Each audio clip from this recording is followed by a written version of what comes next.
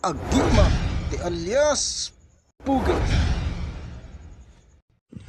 So hello mga kaibigan, mapagpalang araw sa ating lahat.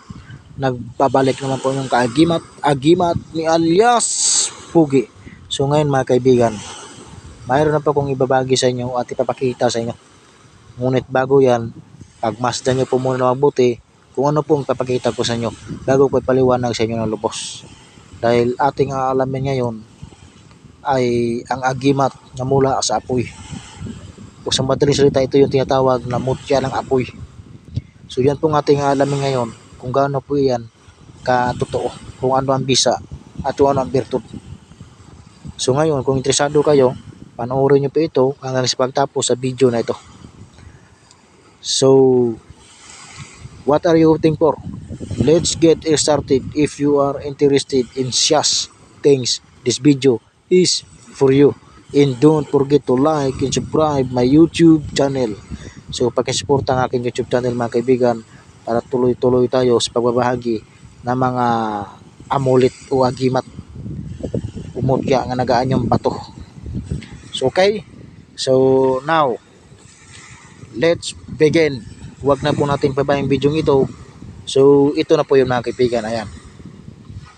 Ayan, pagmasdan nyo po muna ng mabuti bago ko paliwanag sa inyo ng lubos. So ngayon, alam niyo ba kung anong tawag dito sa nakikita nyo ngayon?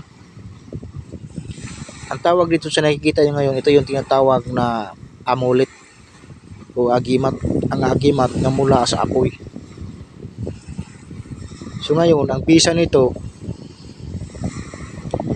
o virtud, isa din po ito sa pinakamatinding gamitin sa kapal at kunat ng katawan at pangontra sa mga palipad hangin, kulam, barang o kahit anong klaseng mga kulam dyan o barang.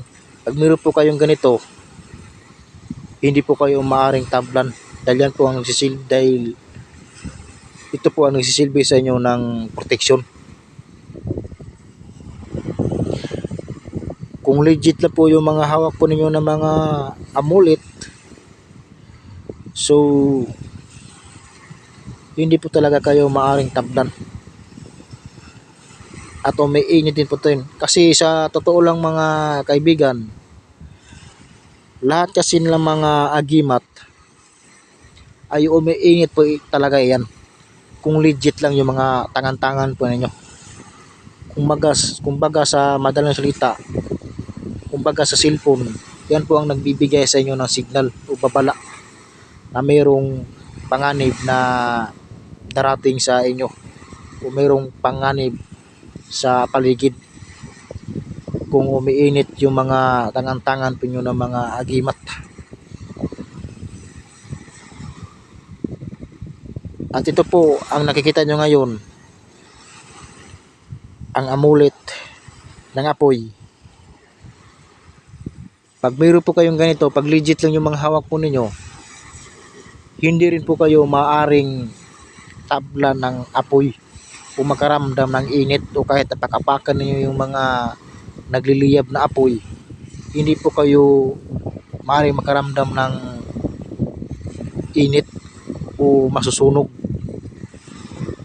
Dahil ito po ay matinding gamitin sa kapal at kunat ng katawan. Ito po ang nagsisilbi sa inyo ng proteksyon sa apoy. So ngayon, baka mayroong magtanong sa inyo dyan.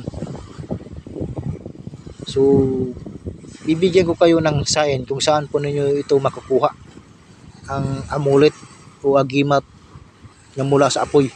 So hindi po ninyo ito makukuha sa mga liblib na lugar o sa kagubatan o sa mga damo.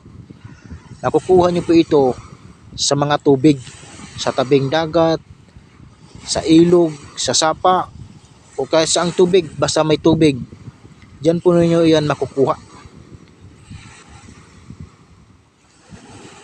Para din po itong santilmo. Kung sino man nakakita ng santilmo dyan, hindi ba yung santilmo